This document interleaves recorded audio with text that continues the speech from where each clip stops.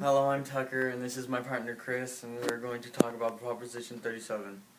Prop 37 is about food companies and genetically engineered foods. So if Prop 37 passes, then all food companies have to put a label on their cans saying which ones are genetically engineered. Genetically engineered foods are foods that have been made with other artificial, meaning fake, products to make them taste differently, so the customer would be more likely to buy that product. But there are some loopholes.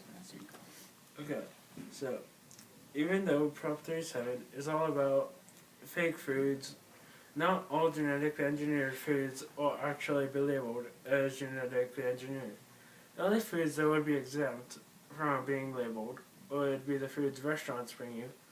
Animals have already consumed genetically engineered foods. Foods that have a small amount of genetically engineered foods in them, and also alcoholic beverages would be exempt. Also, the fiscal impact of Proposition 37 would be around $1 million annually due to the fact that the health departments would basically have to supervise the food producers and pay them to do their job right, which would cost us, the consumers, even more. Another thing about 37 is that so many foods can be genetically engineered and not labeled as one. For example, before a cow gets made into meat, it can eat thousands of genetically engineered products and still be labeled as 100%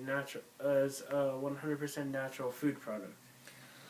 But whichever one you're voting for, I'm going to tell you about some of the pros and the cons. Some of the pros about Proposition 37 is that you'll actually know if you're eating something fake or real.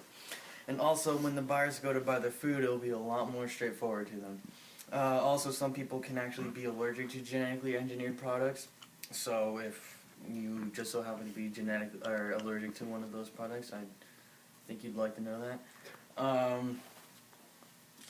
Now for the cons, a lot of people are saying that the labeling will cause many lawsuits, the food prices would run up, also plus the $1 million that would come out of America annually because of the labeling.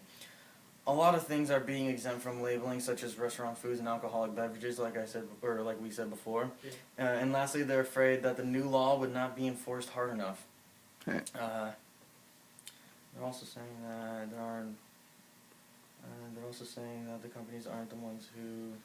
Oh, also they're saying that the companies aren't the ones who are actually labeling the food products, which is true. It's not the companies that are labeling the products. They leave it up to the store manager to take time out of his day to label each and every artificial product.